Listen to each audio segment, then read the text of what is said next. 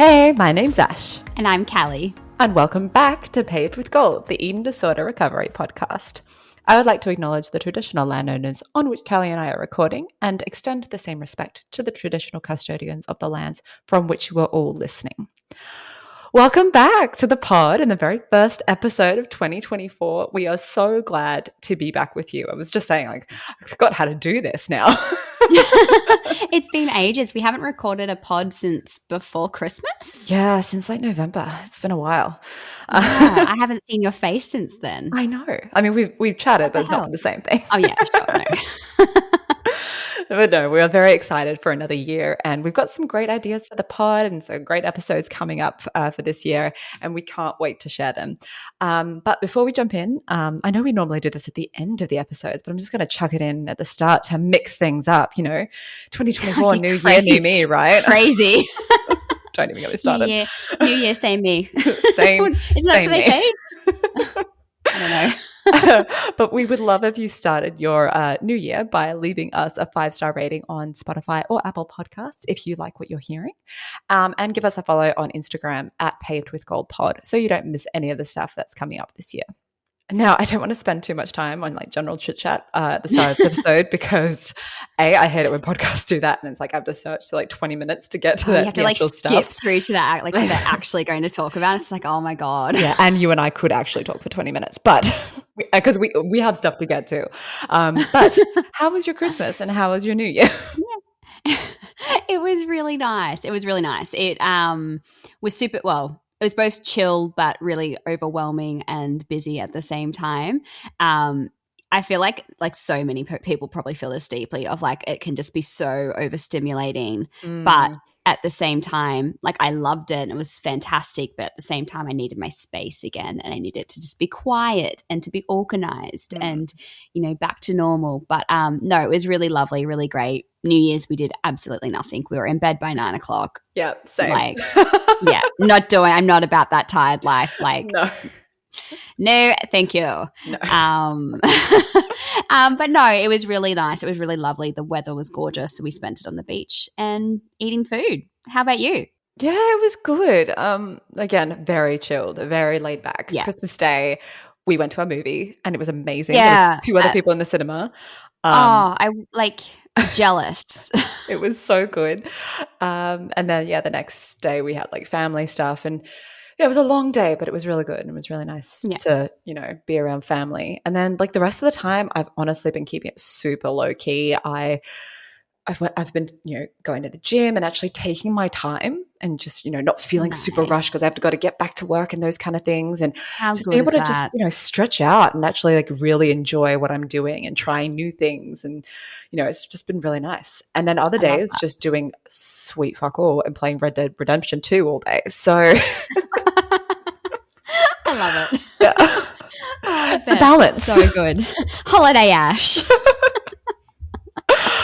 Oh dear. Oh, I love it. I love it. I hope everyone else had a really safe holiday break and a safe New Year's, and it wasn't too much of a triggering time. We hope that you were able to get through the time and actually find some time to enjoy it, because sometimes it is really hard to just remember to just be present and enjoy it. Totally. And you did it. You did it. It's done. 2023 is wrapped. We're done. Yeah, we're into 2024. Let's bring it. Yeah, and I hope you are doing your best to dodge all the new year, new me bullshit, which I've been getting. God. I've been watching a lot of wrestling at the moment. As you do. Of course, mainly because my favorite wrestler, CM Punk, is back onto WWE, for those who actually care. Of course. If you know, you know. But honestly, I've been getting every single ad break. I've been getting fed twice the same ad for the man shake and the lady shake. Don't even. It doesn't even make sense. I know. My favorite one is in one of the before and afters. It's this guy who is fat, obviously, because they're always the before shot. And then the second one, he's there with his top off and he has a scar underneath his belly. So he either got weight loss surgery or skin reduction surgery. Yeah, you can't receive those results with the man shake, everybody. It's just literally a protein shake. I don't even know what it is. I have no idea what it is, but I just feel like it's a stem. That's what it is. Well, I just don't understand why you need to differentiate between like one for a man and one for the women? Like, aren't they literally just the same thing? Like, why do I need different food to my partner? Well, no, Cows, because dieting is for women. Well, they don't like men don't actually have different nutritional needs to women. Like, what a fucking farce that is. Like, but that's not marketable. Come on. Anyway. Yeah. It just makes no sense. Yeah. It makes no sense. No sense. So yeah, I've just been muting those ads the whole time. And then there's Noom, and then there's Juniper, and then there's Light and Easy and Weight Watchers, all in the same. I keep getting ones targeted towards mums. Like I keep getting like the worst. Like at 12-week and 8-week programs targeted specifically towards mums, and like you can bring your babies to it. And I'm just like, fuck off. Like, I have more important things to do. Like, I don't have time to go and attend your shitty 12-week program. I probably won't even like anyone there. Like, you probably like – anyway. Well, thank you for telling me where you are so I can be as far away from you as possible. Literally. Thanks for telling on yourself. Yeah, there's a lot out there at the moment. So Happy New Year! Happy New Year. Yay. Anyway, our episode is not about that because, I mean, we totally could make our episode about that, but we're not going to. That's a different time. I don't even think we need to be fair. No. That would just be us like in a rage spiral the whole time. I feel like they get enough of that to begin with. That's true. But no, today, Callie and I thought it would be really great to chat a little bit about recovery maintenance. So we've mentioned it before many times, but now we're actually going to go into more detail about what it is. And, you know, it's going to be a little bit more of an informal chat together because it's been one of those things. Like we normally have like show notes and stuff, but you know, we're just going to have a little bit of a chat because we always talk about it. And we always talk about how recovery is different for everybody. It has a different definition for everybody. And how sometimes recovery is like this permanent state of maintenance and permanent state of being. And it's really just depending on your circumstances and things like that. So that's what we're going to talk about. So Cal, what is recovery maintenance? Well, how long have we got for that? No. However long this episode is, that's how long we have. Fantastic. Great. That's long enough. No, recovery maintenance is honestly one of my favorite things to talk about. If you are one of my clients, you'll probably be rolling your eyes because you'll know exactly what, you know, rant I'm about to launch into. I think it's really important to start with, Ash, where you just said, you know, we know that recovery, the definition of recovery is different for everybody. I think that's a really good place to maybe start with this conversation because I think within this space and certainly within the recovery space, we get fed a lot of ideas around what recovery might mean. And we've been fed kind of definitions about what recovery is. And to be really quite frank with you, I hate them. Like it's just, I don't know why. I remember reading something, it was like, we don't have a definition of recovery, so I thought I would create one. And I remember just thinking, no, what? Like, what? Why don't should we? We don't need a definition of recovery because it is so different for everybody. There was a complete reason why there wasn't a definition from it because there shouldn't be, because we can never assume that any two people will recover A, the same way, and B, their lives will look the same way once recovered. And what we're doing when we have these definitions is actually setting people up for failure, because we might have this person who's, I don't know, perhaps they've got a lot of trauma, a lot of intersectionalities. Maybe they've got, you know, maybe they're neurodivergent. Maybe they've got, you know, other complications. Who knows? Like whatever their intersectionalities are, maybe they're gender diverse. Maybe they're living in a world that isn't made, whatever it is. Yeah. I mean, we hear this all about there's no really one definition of health, right? Because it's a whole bunch of different things. What is healthy for one person, whether they're managing, you know, they have to manage a chronic illness, they have to manage socioeconomic factors. That person's version of health, like they may not be able to afford to buy fresh fruit and fresh vegetables and fresh meat and all that kind of stuff. Yeah. They may not be able to do that. So their definition of health is buying the best option that they have for the means that they have. And that for them is their definition of health, and they're doing the best they can with what they've got. And I guess recovery is the same. Yeah, 100%. And what we're doing is, like I said, really setting people up for failure. We've got these people with all of these different intersectionalities, as we should, because we're a neurodiverse world. We should be neurodiverse and people should be different.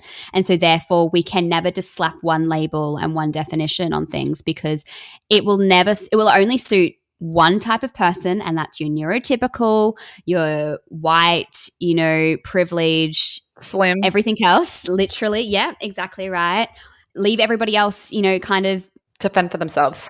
absolutely. It's ableist, it's healthist, it's all of the things, and it just shouldn't exist, to be honest. And so I just wanted to start there because it kind of leads nicely into recovery maintenance and I'll explain why, because you're probably like, why is that even relevant? It's relevant because we have this, if we have this definition of rainbows and butterflies recovery, it's to assume that somebody might never, ever have an eating disorder thought ever again. And that can just be so damaging for so many, because actually the reality is when you have somebody who has used an eating disorder as a coping mechanism, say for 1 year, 2 years, 5 years, 10 years, 16 years, 25, however long it is, it stands to reason that when a stressor in their life pops up, that they might get an eating disorder thought because, hey, how have I coped with this thing in the past?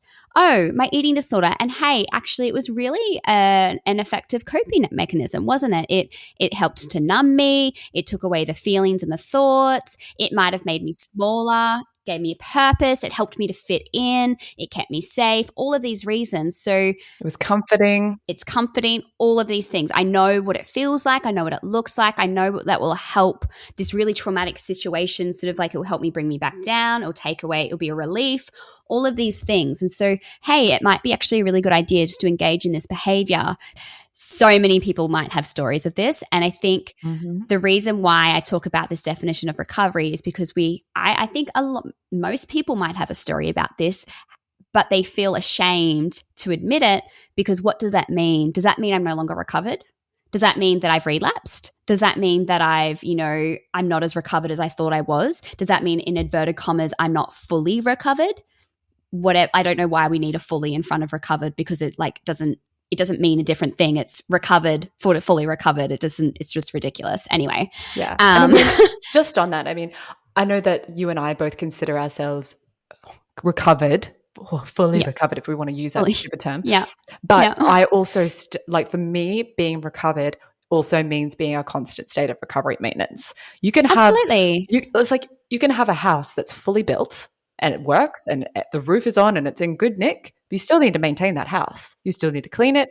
You still need to, there might be a leak. You might need to tighten a few screws now and then. That's the kind of thing that we're talking about. It's not, absolutely. It's that two things can be true at once. It's not black or white. You can still be recovered, quote unquote, and you can also be in recovery maintenance. It's absolutely. You need to maintain that recovered status constantly, because you're constantly challenging thoughts.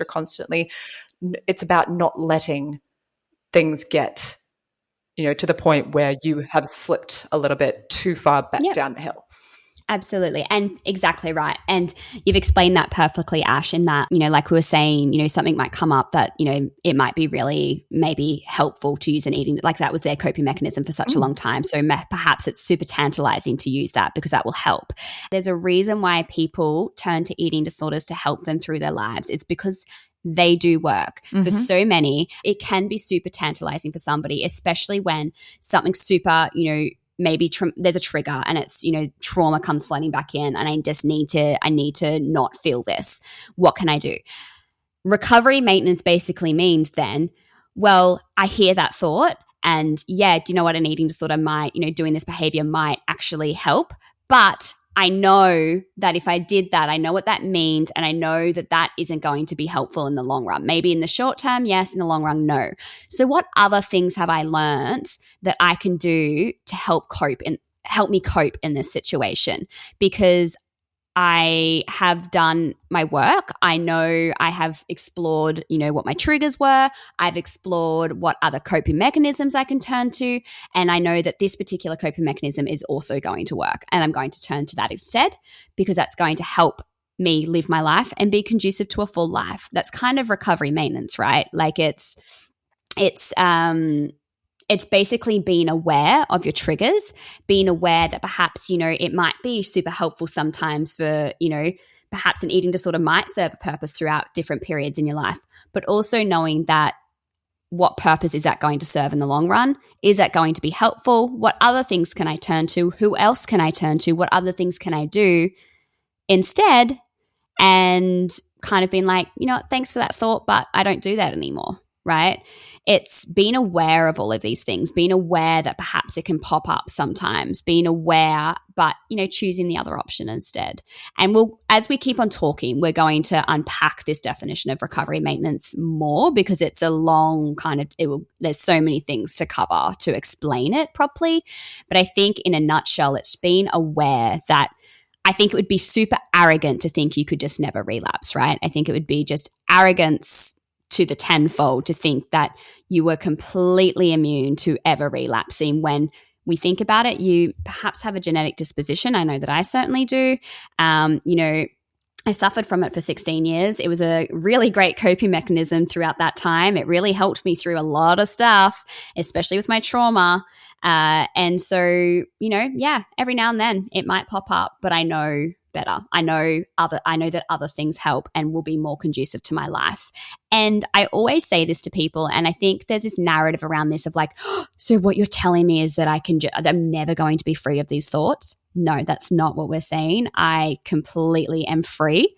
I do not see this as a burden on me. I do not see this as a bad thing. I actually see this as a really good thing, and I feel incredibly privileged to be able to be aware of these things, because it helps me inform, the way that I run my life a lot better, and it helps me protect myself. And actually, that's an incredible thing, because it means I'm, while, I'm aware that I could relapse, this actually protects me from relapse. And that's a fucking incredible thing for me.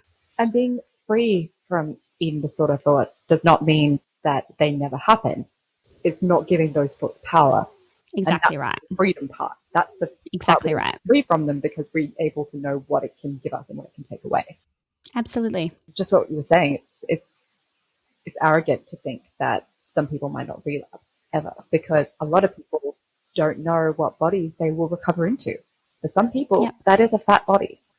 Yep. We know that we live in an anti-fat and fat-phobic world. Absolutely. So imagine you have kind of, once you've recovered, quote unquote, you are in this body that is now your most healthiest in terms of you're not nutritionally depleted anymore.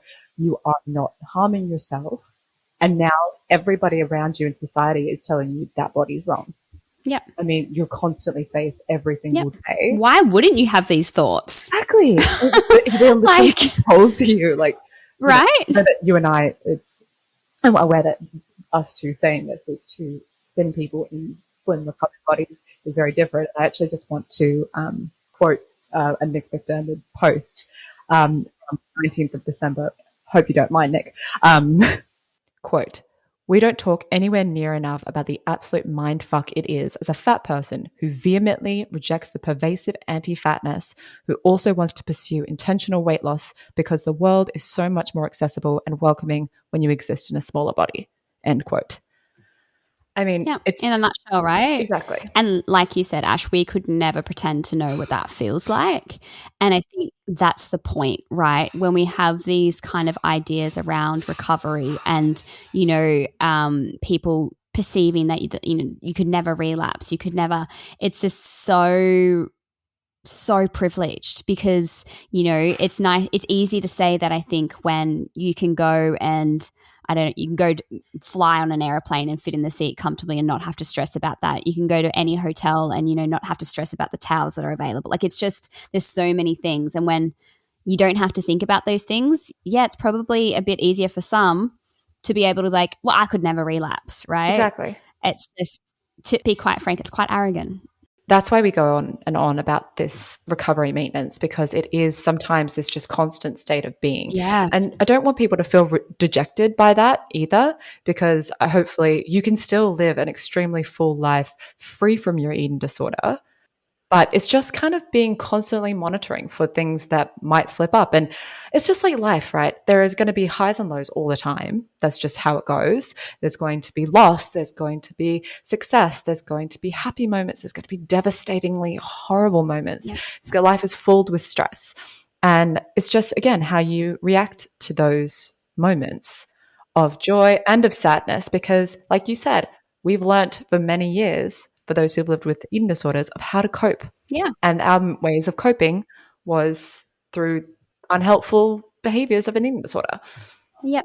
And I think we take into account that we also live in 2023 where diet culture is around. We live in 24 now, Kals. Excuse me. Fuck, it is too. Oh, my God. Wow.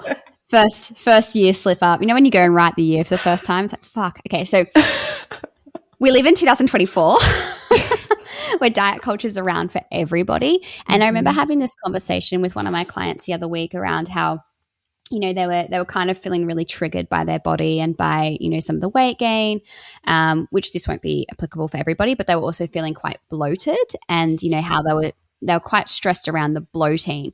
And they were sort of saying, we're sort of discussing like, well, did you ever kind of consider that like a lot of people will get that feeling and a lot of people, you know, like 100%. And they were sort of saying, yeah, well, actually my best friend said that to me. You know, my best friend kind of said, you know, well, you know, my period's due, so I'm actually super bloated. And I put on an outfit and I felt really uncomfortable and I felt like super bloated, uncomfortable, really didn't like the way my body looked in it. And, you know, so I changed. The difference is that they then didn't do something about it. It was just kind of like not loving my body right now. And then they kind of moved on with life. Yeah. And that's actually like normal for a lot of people.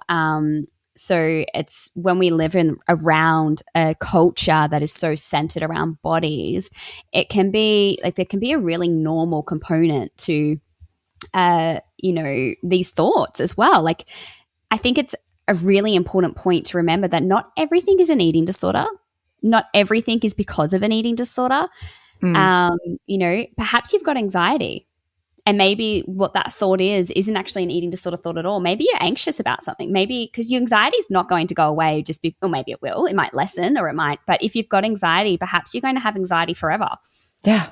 And so that's a whole other thing to mention. 100%. Yeah. I've got I've got CPTSD. So, you know, that's not going to go away. I've got to learn to manage that separate to, you know, had nothing to do with an eating disorder. So sometimes, you know, and I think people, again, when we've got these definitions, it's just very privileged because it doesn't take into account any of that stuff. No. Your body doesn't stay the same size every single day. Yeah. It doesn't. That's just not how it works. Yeah. And it's being curious about those thoughts, right? Rather than just taking it as like, oh my God, I've had this thought. It means something disordered. What if it's just, I've had this thought and that's it? You know, like we don't actually have to attach so much meaning to everything. Like you don't have to debunk every thought that you have. It can just be. Otherwise it just gets really tiring. Like why can't it be like, yeah, that really sucks? Yeah. Because it does. And you know what also sucks is when you live in this constant world where everyone's telling you to be a certain way and you knowing you will never be allowed to go on a diet again. And that is pretty much just like a blanket rule for anyone who's had an eating disorder. Don't go on a diet ever. That is like ever, but like that's like extra much. So like it's extra. And honestly, sometimes it can be really tempting. I've been tempted heaps of times. Like when you gain a little bit of weight because that's how life works, or as you age and you get a little bit heavier, or if you are just, you know, already live in a fat body, those urges to diet and lose weight are going to be there more often than not. You know, this is just the world that we live in. Yeah. But it's the drive to lose weight sometimes doesn't go away, but you just need to ensure that it's outweighed by what you would have to give up in order to do that. Yeah. And I know that sounds very easy to say because like some people are like, well, you know what? My life would be so much easier if I was smaller. And you know what? Sometimes it is. It's fair. It is fair. You know? But it's one of those things like you just need to be aware that dieting is not your friend. It's nobody's friend. And you just need to – I don't have many hard and fast rules about eating disorders and eating disorder recovery, but never going on a diet again is one of them. It's just a blanket rule. And if we look at how like an eating disorder is kicked off, like how it is triggered, it's kind of, well, you know, mostly for a lot of people through restriction. You know, it's kind of like loading your gun and pulling the trigger almost. So it's absolutely like I know for myself I can never, and like I'm fine with that. But it's being aware of that and kind of like learning then, I guess, how to, and I guess you can probably talk on this a little bit, Ash, learning then, you know, in particular environments, how do I then cope with other people's diet talk? Because again, we live in 2024 Nailed it. Um, where other people will be going on diets, depending on, I guess, who's around in your life. Perhaps it's family members. Perhaps I know that, like, when I was pregnant and, postpartum and other moms, and maybe some like work colleagues, Ash. Yeah, I've talked about this before, and yeah, I think so. Yeah, I work in marketing, advertising, and it's how to put this delicately. I don't think I can. Do you need to put it delicately? No. Look, the amount of diet talk is absolutely rampant, particularly where I'm working now. And I hate to say it, it is because I work largely in a more female-skewed agency, which honestly is amazing for most things. I love being in a female-skewed agency, like we're the majority, which is great. Great. However, it does mean there's quite a large amount of diet talk. It's the worst place for that I've ever worked. Wow. It is, honestly, it's every day. It's just certain comments, things like, so we get lots of gifts, right, from production houses if we've worked with them, or they want to work with us in the future, they'll just give us, like, send us hampers of like wine or flowers or, fantastic. Can you send me some? Work some my way. But this one, they sent a giant hamper of chocolate, which was amazing. Delicious. Like, all different types. Yeah. And everyone was like rushing over to it, and like everyone was tucking in. And I mean, like everyone was. And then someone said, "Summer bodies aren't made in the summer." And I immediately snapped back and I was like, all bodies are summer bodies. All bodies are summer bodies. And she said, "Oh, that's so true." I was like, "Well, then why'd you say it?" What a revelation. It's just, why did you say that if it's so true, And it's just like little things, like people saying, "Oh, I'm shredding for this," or they might not even have to say it. It's just like either they're like barely eating anything for lunch or what they're bringing into the lunchroom, and those kind of things. And obviously we're all in a cost of living crisis, so lots more people are bringing their food in. And so just seeing like the small amounts that people are eating, and those are the triggers, and you just know. And either if I have a decent relationship with them, I will combat it nicely. If I don't, I just get up and move away. Like I was in the lunchroom and I saw someone was eating a very small portion, and I knew that she was shredding for her travels. So I saw what she was eating for lunch, and it wasn't much. So I just said, "You know what? I'm not going to sit there because I'm going to have to hear about it, and I don't want to." So I put my headphones on and I sat at the other end of the lunchroom, and I did not nailed recovery maintenance anything, right? Because I know I just not only like it's not going to trigger me to the point that I'm going to relapse or anything, or it's going to make me restrict. It triggers me to the point where I actually might say something nasty. Well, yeah, if we also think of that as well, if we look at triggers, right, it might, like you said, that probably won't be the thing that, makes you relapse. But perhaps, it's through a period of time in your life where maybe something really tough is going on, or you've had something happen, or, something like that. And maybe that's the thing that's just like, what adding on top of the other thing. And so it's being really aware of this and aware of what you've got going on in your life as well. Like, this is all just recovery maintenance, right? Like, aware of what's your life circumstances. Perhaps I've walked into this lunchroom and this girl is talking about shredding for this fucking holiday because don't you need energy for a holiday? But anyway, won't even go there.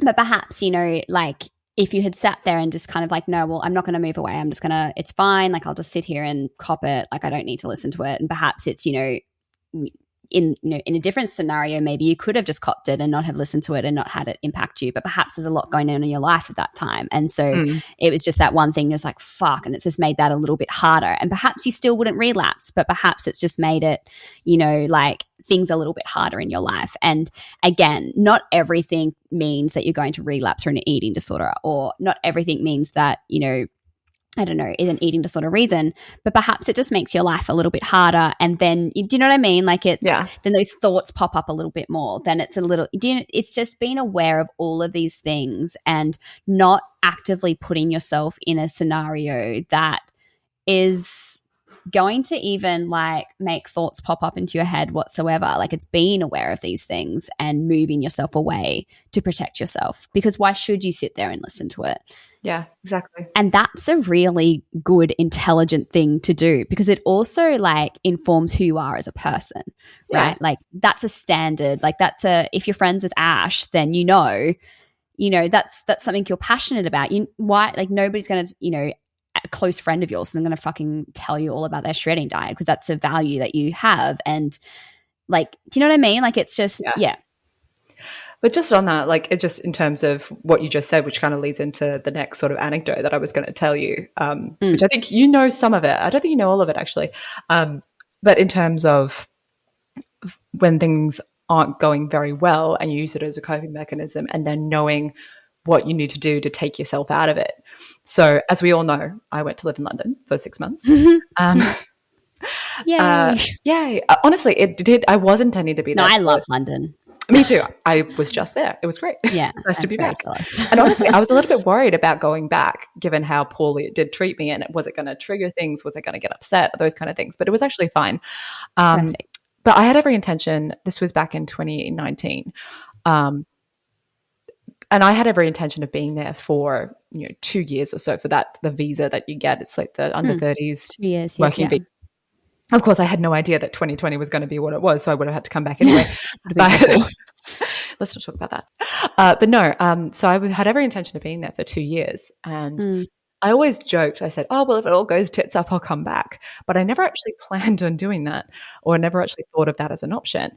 But I went over there, and if you remember, 2019 was that really weird sort of time where it was Brexit, but it also was like, are we staying? Are we going? Yeah. I don't know what we're doing. Yeah. Or should we just a shit show, honestly. I didn't realize what a referendum was. Can we do it again? Yeah, honestly, they fucking balls that up real hard. But anyway. So I had gone over my intention of going over was to sort of further have a step up in my career and work in advertising over in London, which is like pièce de résistance of advertising. That and New York are like the two biggest places. Lots more options, those kind of things. But unfortunately, because of the whole Brexit situation, a lot of the agencies were letting people go, and a lot of clients were taking, especially those in the EU, were moving everything in-house or moving everything inside the EU because they had no idea what was going on. This is very boring for the people who don't know advertising, so I'll be very brief here. But it just meant that there was very little work for me in terms of a full-time job. And the point was I really struggled to find full-time work. And I did not like freelancing. I do not work well for freelancing at all. I'm a very anxious person.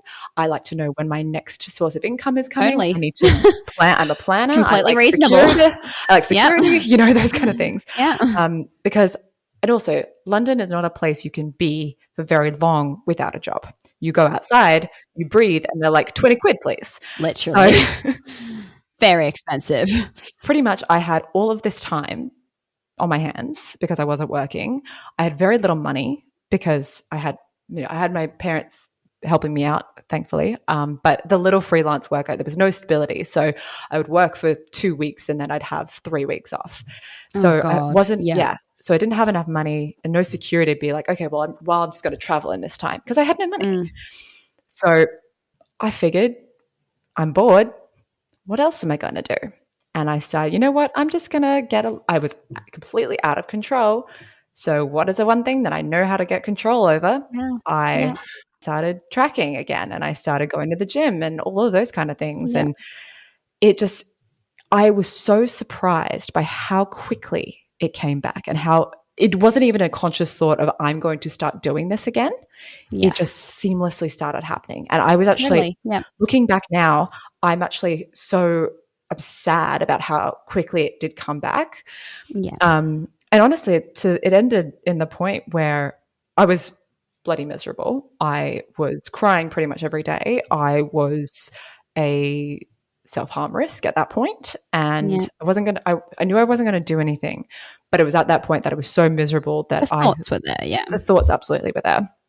And so at some point, I think it was my sister, she had come over because I needed her, and she was in between jobs and she had a week between her job, and she flew over.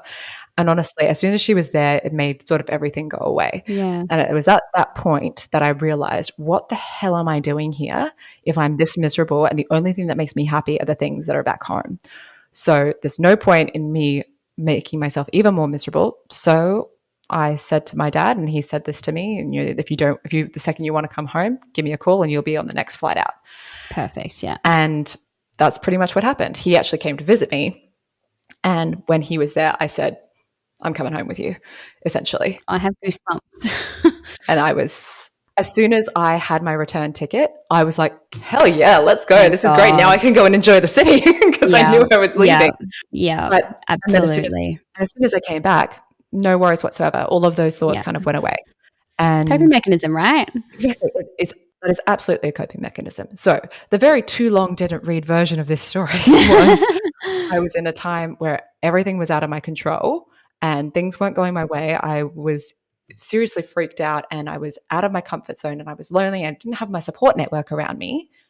So I resorted back to the things that gave me comfort, stability, control, those kind of things.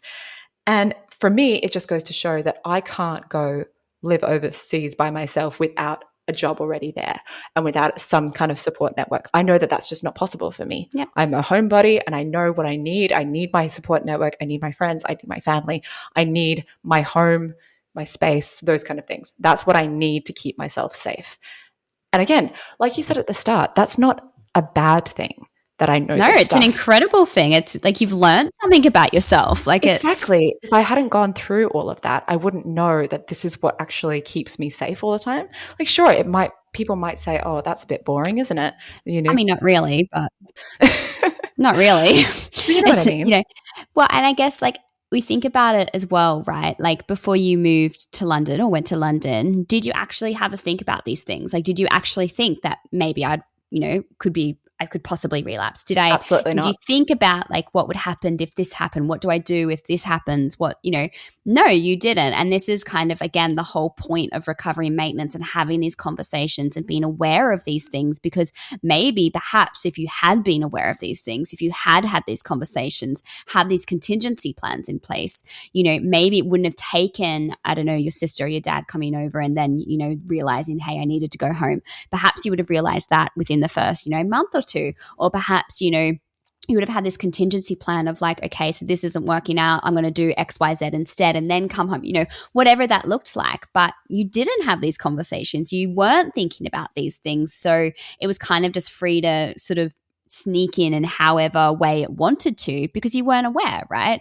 And that's one of the really big benefits of being aware that, hey, these thoughts can, it's a coping mechanism, around stressful periods in your life. What is your coping mechanisms? What are the things that keep you safe? Who are the people that are going to be able to support you? What do you do if, something really big? Because one thing is guaranteed in your life, right? Post recovery, during recovery, 10, 20 years after recovery, big things are going to happen in your life. That's just life. It's not rainbows and butterflies. And I think this is one of my biggest problems, again, around kind of not having these conversations and kind of painting these sort of really shiny, beautiful pictures of what recovery looks like, is that they're just not real life. Like, it sounds beautiful, sure, but it's not real life. And we need to be talking about what actually life looks like. And you've just given a perfect example of that. And because you didn't have these conversations, who would have known? Like, who knows what it would have looked like? Would it have looked different? Or maybe it would have looked the same, but not as, the eating disorder might not have crept in so quickly. And that's why it's so important to talk about it. Yeah, exactly. And I think it then also comes down to, okay, what are my boundaries? And what are sort of my touching points, my sort of the limits of what I'm actually capable of. And you only find these things out by trial and error. So sure, yeah. I'm not mad that I learned this about myself. And London was a huge learning experience, and I'm glad I have that knowledge now. And I mean, I know that there will be things in the future that I probably will have to go through again. Probably grief is probably one that is a big watch out for me. There are going to be things, there are certain things that I've obviously chosen to avoid. Like, I mean, it's no surprise to anybody probably listening to this. I'm not planning on having children. I've mentioned this before, and that has not changed. Yeah, and there are many reasons why I'm not having kids. One of them absolutely is I don't know how I would actually cope with that. And, totally. it's one of those things where not only with the physical changes probably be too much for me, but also hormonally, that's a way too much of a wild card. And thirdly, I don't think I like kids enough for me to cope with all the ups and downs, right? So there's multiple reasons, right? Yeah. But that I'd be lying if I said that my recovery maintenance was not a factor, because it absolutely is. Totally. Absolutely. Oh, I mean, like, for example, like, perfect example is the reason I gave up breastfeeding, right? Like, yeah, tell me about this story, because I actually don't know. Oh, okay. Well, buckle in. No, it's not that long. No, well, the whole reason I gave up breastfeeding, because, you know, like, when you become a mom, it's kind of touted as the be all and end all, and you must breastfeed and Breast like is everything. Best. Oh, fucking don't even, like, it's fed is best, mate. Just keep them alive. Honestly, that's your main goal. There are some freaking like absolute lactivists, but anyway, we won't go there because like I'll get like it just makes me so angry. There is an entire pregnancy episode on our list of things to do this year, because it's a massive thing, especially the fact that it's screened. Oh, anyway. It's a whole thing. Anyway, including breastfeeding. But anyway, so long story short, Blake, so my daughter, I think everybody listening knows who Blake is at this point. Blake, yeah. It's true. Blake's world. Like, literally, we all literally are all just living in it. Anyway, no, so when she was a newborn, she had, it's called CMPI, which is a cow's milk protein intolerance. So it's not an allergy, but it's intolerance. So she, it would make her spit up a lot, really sore tummy, a lot of gas, like really uncomfortable for her, and trouble sleeping, and me. Oh, absolutely. Like us, like it's this like, really like seeing her in pain, like wriggle in pain is just nothing worse, honestly. But see, my mind just immediately went to you being like covered in like poop and vomit and stuff. Oh, I mean, that doesn't, I'm a mum, that doesn't really bother me. Like it's, that was. Yeah. See, again, another reason why I probably shouldn't be a mum is that's the first place my mind went to. That stuff does not bother you after some time. That's just kind of a state of being after a bit. But no, so yeah, but also breastfeeding, I just hated it, to be honest with you. I absolutely hated it. My Sounds painful. ADHD, it was so painful. Like I had something called vasospasm, which is basically like it's kind of, I'm probably going to say another word that you probably don't know what it is, but I also have Raynaud's phenomenon, which is basically where my body doesn't circulate heat very well. So when I'm cold, I have the opposite problem. I'm constantly always boiling. I swear, I've got my own climate. I'm constantly like, as if it goes beyond 23 degrees, I'm just so upset. Awful. Yeah, no. So if I'm cold, I'm like cold to the bone, where I like lose feeling in my hands, lose feeling in my, like I have to have a shower because it hurts. Like I turn blue. It's just awful. But anyway, so so it's similar to that. It's called vasospasm, and it's obviously in your boobs. And it's like where like your nerve endings in your boobs, just every time there's any kind of temperature change, would just constrict and just like spasm and then like release. And so that would happen every time that I fed Blake as well, which was really fun. And I had Blake, she was a winter baby, so that was really great. So really awful. Also, like just, it was super painful. It was awful. And my ADHD, like my sensory overload with it was just awful. Like I just remember I would cry when it came up to feeding time, because I was just like, I hate it. I just felt trapped. Like I just felt like so trapped. Anyway, so all of that to say that I had to end up making a decision, partly for like my recovery as well. Like this is recovery maintenance as well, because Blake had CMPI. For me to kind of help her with that, I would have had to give up dairy. Oh, yeah. I'm already a celiac. So I can't have gluten. So I was kind of just like, I'm not prepared to give up dairy, because that would just be cutting out I love so much dairy in my diet. It was cutting out a major food group for me. And because I knew for myself as well, like not just also for my own comfort, but also because that just cuts out a major food group that I rely on a lot, because when you can't have gluten, it kind of like, yeah, it's especially when you eat out and stuff, it's kind of like can be your go-to. So I was not prepared to do that. Just cheese by the platter full. Loved like, and like I eat so much yogurt and ice cream, like it's not doing it. But I just wasn't prepared to do that. And for me, I was like, I'm not going to jeopardize my recovery in like it might, like, it probably wouldn't like have would not have had any impact, but also I just don't even, what's the point in me like even going there, because what's the benefit of doing that when actually putting myself first? Like, did I like breastfeeding? No, I actually hated it. So maybe the best thing to do for me and Blake was to give up breastfeeding. And I remember the instant, like, when I gave it up, it was instantly a relief. Like, all of a sudden, Blake was sleeping better. My postpartum anxiety went away. I was so much happier. People talk about this connection and, oh, you know, if you bottle feed, you're not going to have this connection. Fucking bullshit. Like, what a load of absolute shit. My connection with her got tenfold better. And Blake is like one of the happiest babies, toddlers I've ever seen. Like, stoked, like literally stoked to be alive. Like, Honestly, so this is like a side note, but Kelly and I mainly communicate via voice notes because we both just don't have time to just type out everything that we so want to much say easier. to each other, and it's a lot. It's so much easier.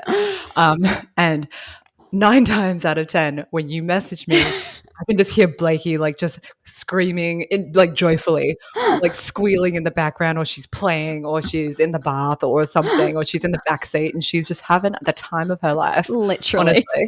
She's so happy. So I don't know, maybe your bond could be stronger. I know, I don't know. Like, I've so disadvantaged her, like the poor thing. Like, I remember somebody said, what they say? They were like, oh, well, imagine if you had continued breastfeeding, how much better she would have been. It's like, whoa. I can't improve on perfection. Sorry, Janet.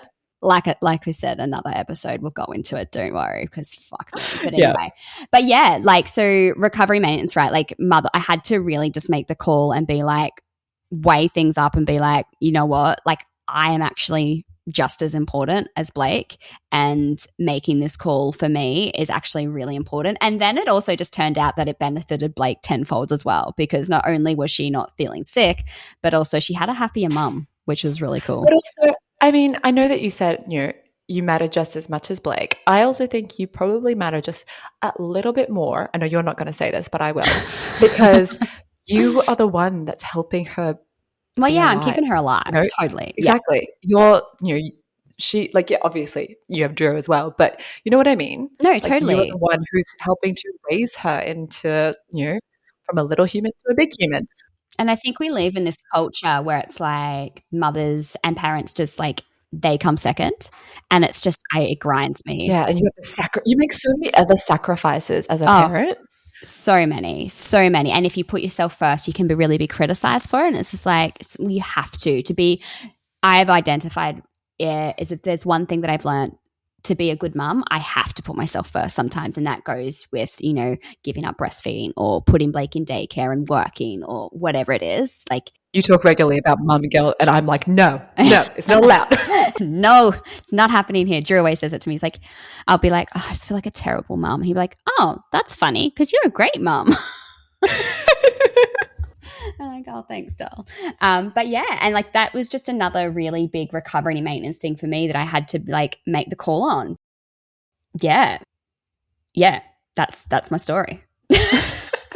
Cool story, Hansel. Also, I asked, so thank you. Oh yeah, yeah. It's being aware of these things though, because I speak to a lot of people who perhaps would have just done that, like would have just cut out dairy, would have just, without ever considering that stuff, and then it kind of happening and being like, oh shit, like I didn't realize, I thought because I was recovered that these things could never come back. And it's like, well, no, they can, because your life will change. Life changes Absolutely. Constantly. And I mean, you and I have talked about this. Actually, this is what kind of inspired this entire episode. Is a few months ago, I kind of was going through a bit of a blah, and I think my body had been changing. I had put on a little bit of weight, but also I'd noticed that my body was changing because I'm aging. Like what? Your body doesn't look like a 16-year-old anymore? Are you joking? I know. Like, yeah, I am now in my early 30s. I don't know anybody older than me is like, oh, okay, yeah, she's aging. You know what I mean, though? Like, No, it gets to a point, like, I think it's like after 30 is that your body actually really starts to change. You start to notice things. Like, I've started to notice gravity a little bit more, Yeah. Things like that. And I had to sort of, there's nothing wrong with like yearning to look like you once were, but I also know I'm not supposed to look like a 27-year-old anymore. No. And the only time to look like a 27-year-old is when you're 27. Literally. And it's just it's coming to terms with the fact that, yeah, your body is going to change, and it's just getting used to that feeling as well. Like, I think it was maybe like a 2-week period where I was just kind of in a funk and I wasn't happy. I think I definitely know lately my body dysmorphia has been playing up quite a lot. And it's just being like, just recognizing that. And I think it is to do with like body changes and things like that. Yeah. But it feels really bad. And like, it felt really bad for about 2 weeks. And then it goes away. It's like, it's urge surfing. It's feeling those feelings and just sitting with them and not They're allowed to reacting. exist. Yeah. Like they can just be there. Reacting to every negative thought that comes through, because, it's just one of those things. And I've said this so many times. I've always got these little sayings that I always throw out there. So apologies if you're getting really sick of them. I love them. Are you joking? Remember the time you gave me like a wrestler quote? That was great. Oh yeah. Just pull it out of thin air. Sorry, anyway, no, it's so much harder to unlearn things than it is to learn things. Oh, hell yeah. We have how much stuff have we learned over the time that we have, like whether they've been good or bad things for us over our recovery and throughout our eating disorder as well. So I can't unlearn the thoughts that have gone through my head. I can't unlearn the feelings that I've had previously. But if they come back again, I can choose what happens to them. And it's just learning new, more healthier ways of coping and healthier ways of dealing with those things, so that when the unhealthy ones come back, you just be like, pow, pow, pow. You notice them. You know what to do with them. Exactly right. And it's funny that you say that. As you were saying that, I was thinking about how I was thinking of like a lot of people's upbringings as well. The things that they were learned, they were taught within the family home, or the things that they were taught about their body. Oh my God. 100%, the narratives that they were, were spoken about them, et cetera, and that they kind of bring those into adulthood then. And, how those things can become really deeply ingrained. So, when, I don't know, like post-recovery, during recovery, whenever, you might get these things that pop up. And because of the way that you've been taught, about bodies, et cetera, you might get these thoughts that pop up. You will, very likely it's going to happen. I just hope that people can, kind of compartmentalize them where they belong and recognize them for what they are. And, I have so many clients at the moment, and I know that we've spoken about Nick already, and I don't mean this to be like a plug, but also it can be. I think we've spoken about how Nick has just released her fat positive framework.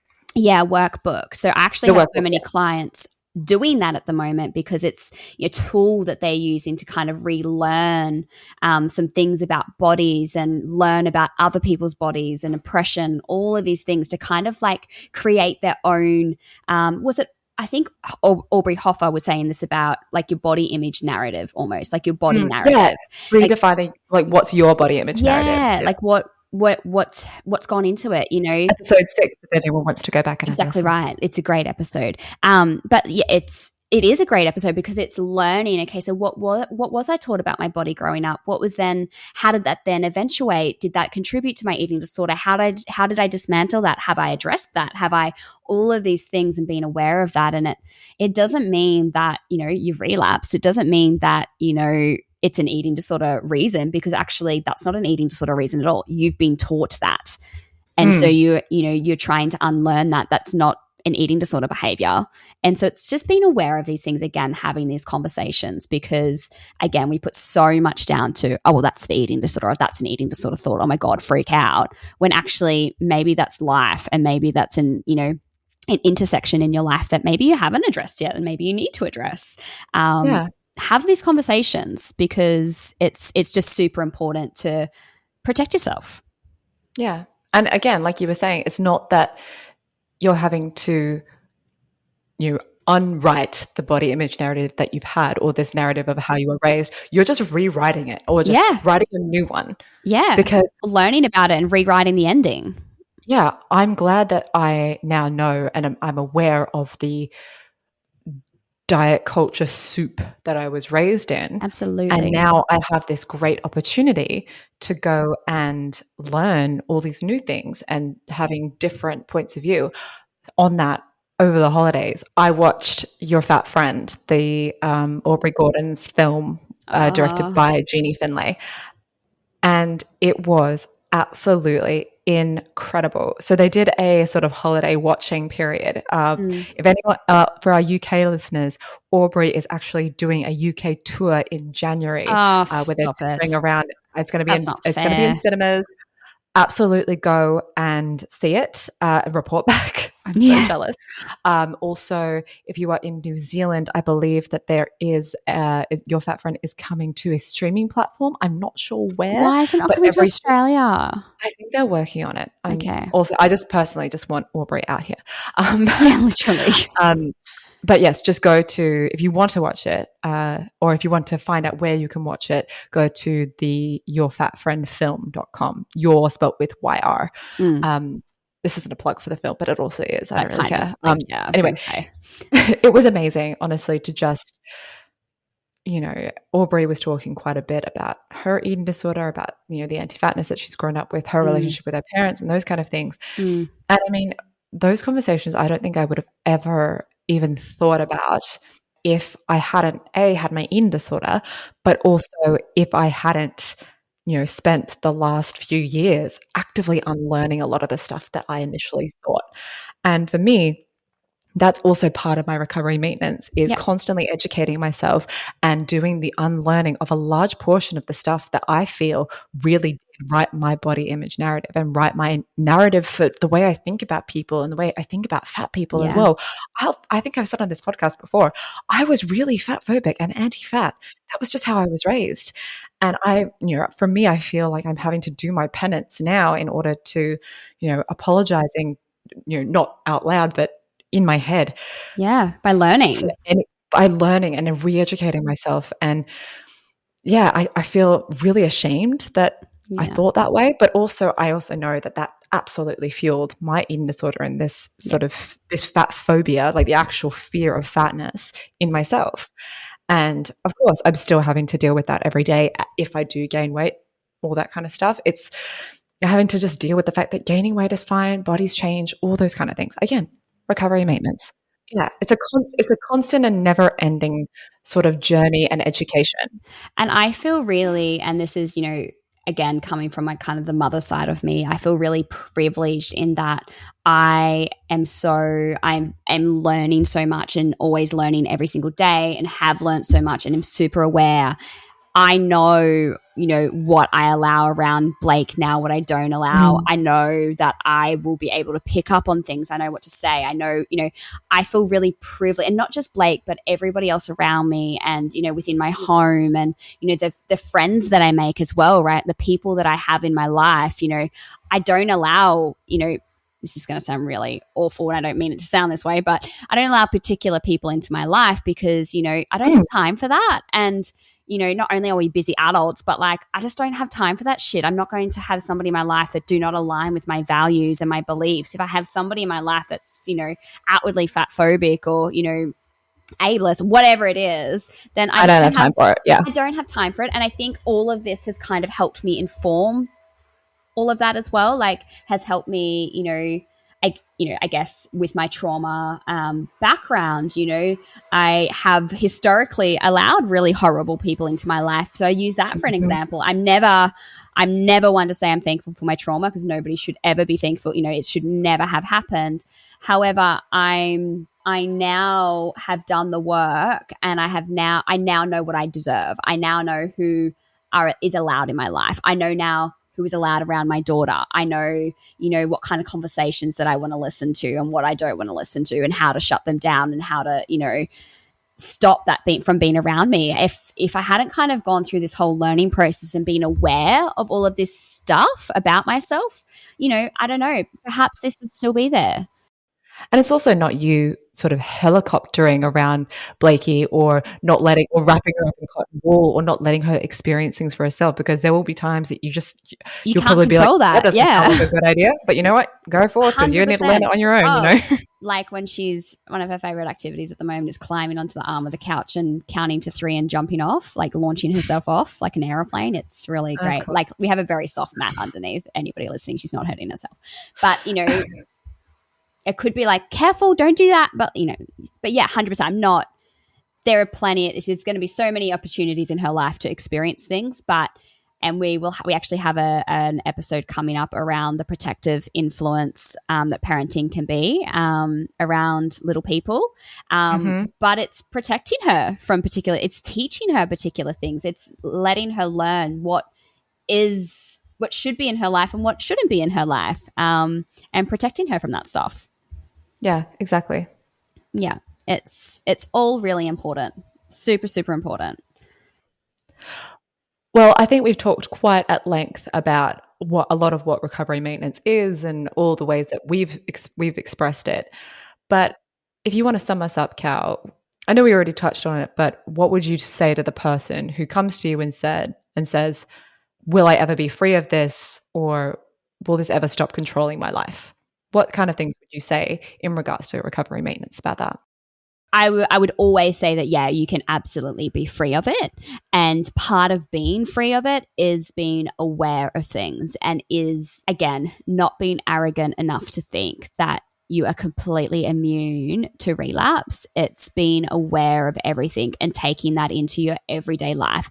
That doesn't mean that it's burdening you. That doesn't mean it's bogging you down, or it's, something that's means you'll never be free of it. In fact, it's a really big privilege to have to get to a point where you get to then think about these things, because it, like we kind of spoke about, you get to form who you are as a person. You get to find out about all of these little things that are in your life that you want or you don't want. And it's a huge, huge privilege. And it also is a huge privilege and an incredible thing to do for the people around you, for the people in marginalized identities around you, because it allows you to learn a lot more about them as well.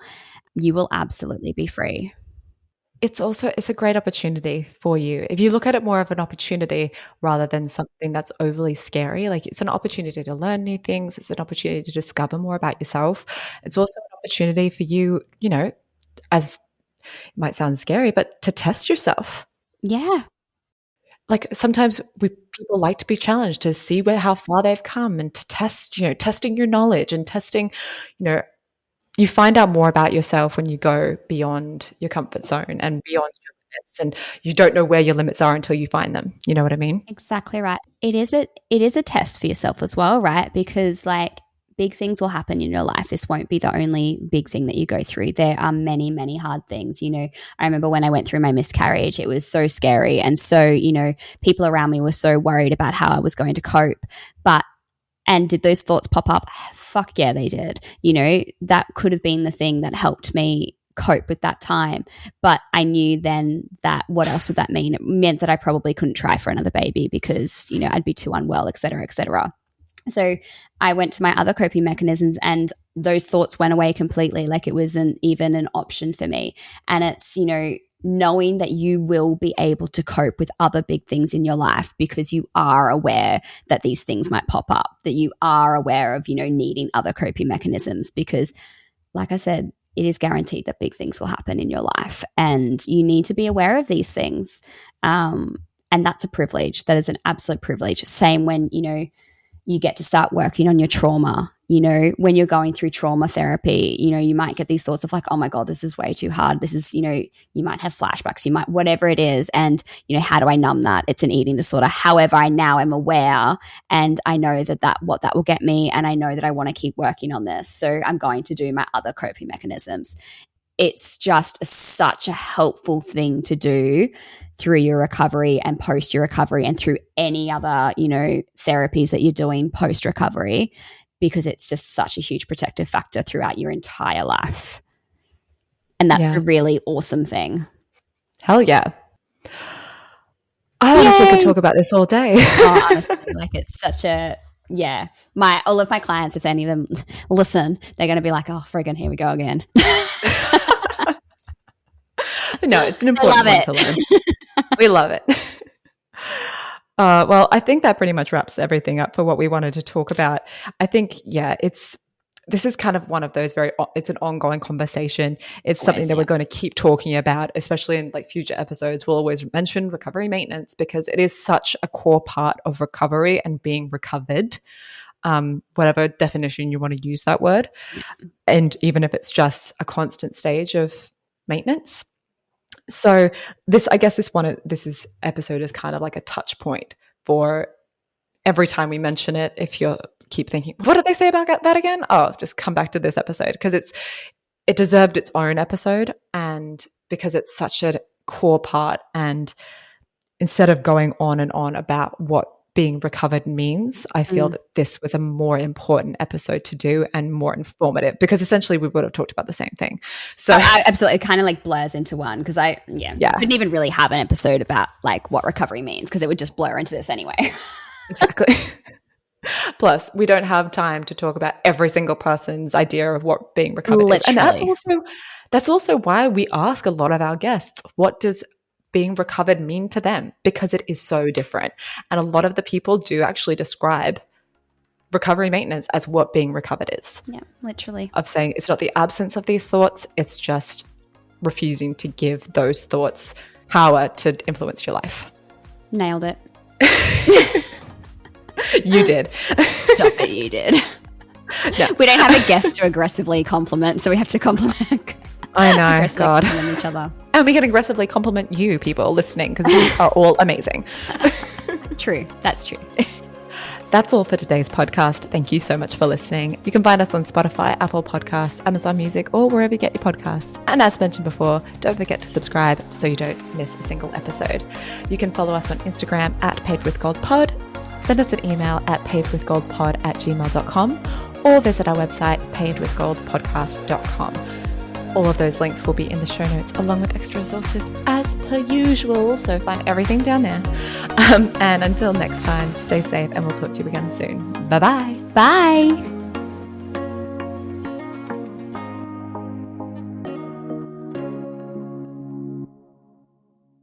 This podcast is general in nature and has not taken your personal circumstances or medical history into account. We are here to share our own experiences and the things that we have found helpful throughout our own personal recovery journeys. Please remember that each person's journey and circumstances are different, and not all of the information contained in this podcast may be relatable to you. It's important you consult your own GP or recovery team to seek out tailored advice before making any important decisions relating to your own health and recovery process. If you have found any of the content in this episode distressing, please contact your care team or a medical professional. If you or someone you know is in crisis and needs help now, please contact emergency services in your region immediately.